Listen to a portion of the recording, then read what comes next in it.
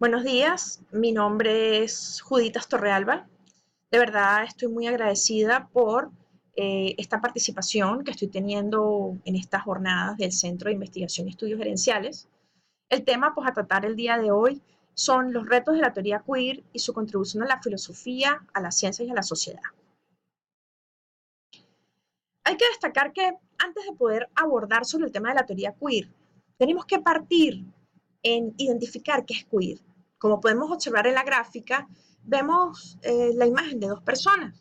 Vemos la imagen de lo que podríamos decir en una limitante, ¿son hombres o son mujeres? O sencillamente, en un término coloquial sería lo que se diría, son personas un tanto pintorescas o extrañas. Es así que nace o subyace la teoría queer. La teoría queer proviene de la palabra inglés queer, como ya se señala, que significa raro o extraño.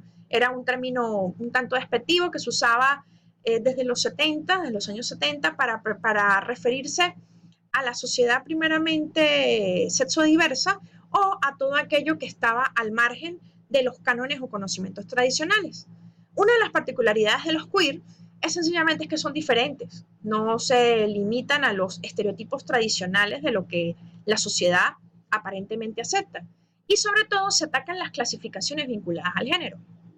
Es por eso de que cuando se habla de queer se hace referencia a formas de vida que se hace por su diferencia, por su originalidad, rompen los estereotipos dominantes y que tiene un carácter muy polisémico y que está estrechamente relacionado por el activismo político, que es uno de los principales aspectos a destacar sobre esta teoría. Aspectos importantes de la teoría queer. Tenemos que recordar que bajo los aspectos importantes de la teoría queer, las sexualidades, es decir, lo masculino o lo femenino, como lo vimos en la gráfica anterior, no es importante. No nos identificamos como hombres o como mujeres. Y esto traspasa la frontera de la sexualidad aceptada socialmente. Los valores tradicionales, por el contrario, no se dejan un tanto de lado porque estos valores generan un rechazo social y eso es lo que hace que exista la discriminación y la estima y el estigma. Y hay una aparición de este fenómeno es a finales de los años 80 cuando en los Estados Unidos universidades como la Columbia British University de Nueva York inician estudios en una cátedra de género que ellos crean para tal fin y rechazan la idea del género y dicen vamos a hacer un estudio específico sobre el fenómeno queer y es allí donde se empieza pues a profundizar. No obstante, hay unos pioneros o personas que en el ámbito filosófico han tenido un rol trascendental, como son Michel Foucault, Judith Butler, Jacques Derrida y Paul Preciado, que han buscado en todo momento construir las bases de lo que puede ser la teoría queer, sin omitir que hay otra gran cantidad de filósofos y personas, pero a efectos de este aspecto postmoderno tienen un rol bastante importante.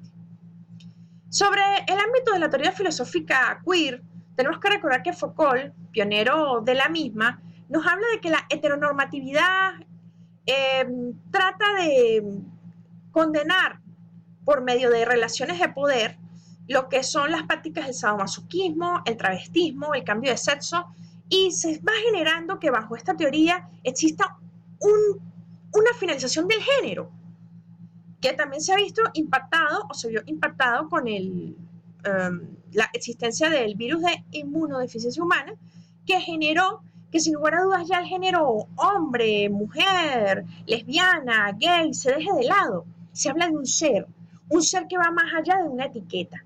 Asimismo, Derrida, bajo su perspectiva, deconstruye el concepto de género y dice, no, ya no nos podemos limitar a las masculinidades o a las feminidades, sino por el contrario estamos en una etapa de difference, como dice él, para terminar en una performatividad donde realmente se enaltezca, es la esencia del ser, más allá de lo que puede o no representar el individuo al clasificarlo como masculino o como femenino.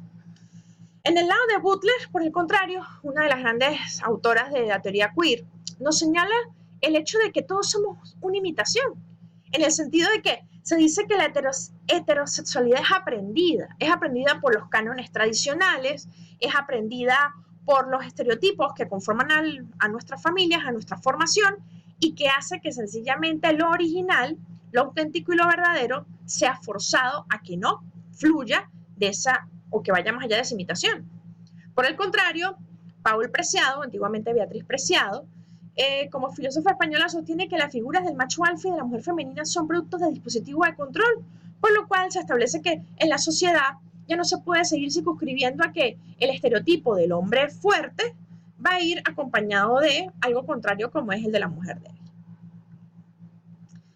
Asimismo, cuando hablamos de efectos de investigación, ¿cómo influye la teoría queer en la ciencia? Tenemos que partir de que se hace un cambio bastante importante porque la misma se basa en una hipótesis de género que afirma que la orientación y la identidad sexual son resultado de una construcción social, es decir, el género desaparece, ya esos papeles sexuales se van dejando de lado.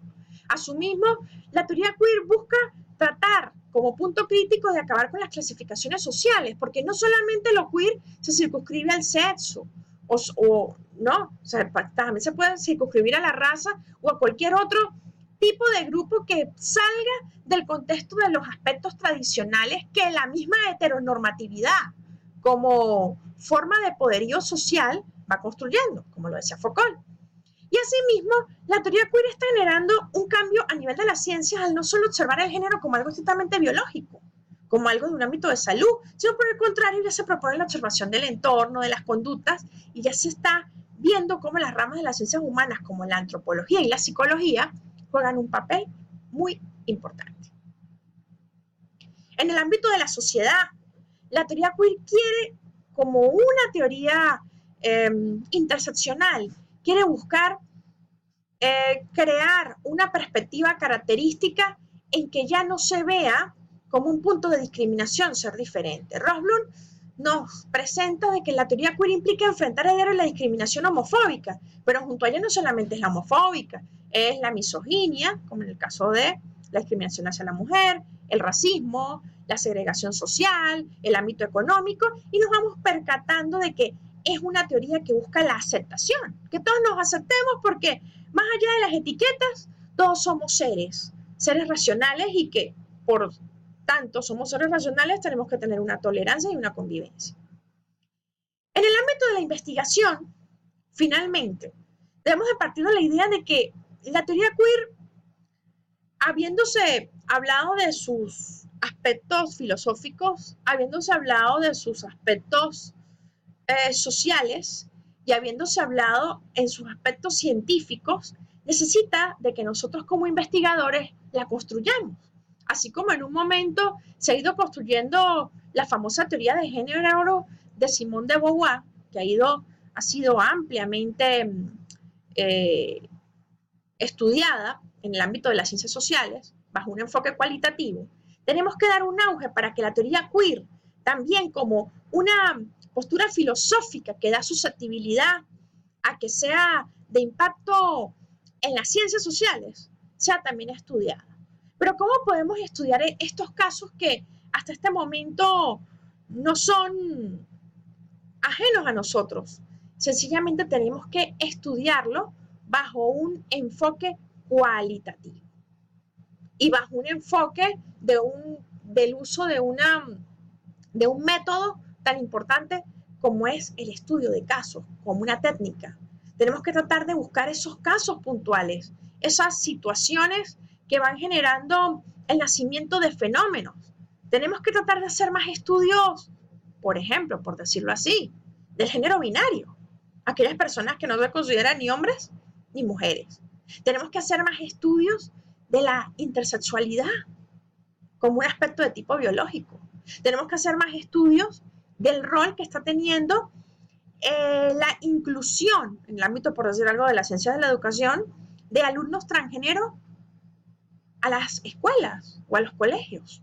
Tenemos que hacer un estudio sobre el impacto económico o el impacto social en el ámbito de salud. O sea, la teoría queer construye una línea de investigación que aún habiendo nacido hace tantos años, casi estamos hablando 30 años del nacimiento de la teoría queer en los Estados Unidos, sigue teniendo amplias limitantes. Y por eso el estudio de caso es el mejor método o técnica para la misma.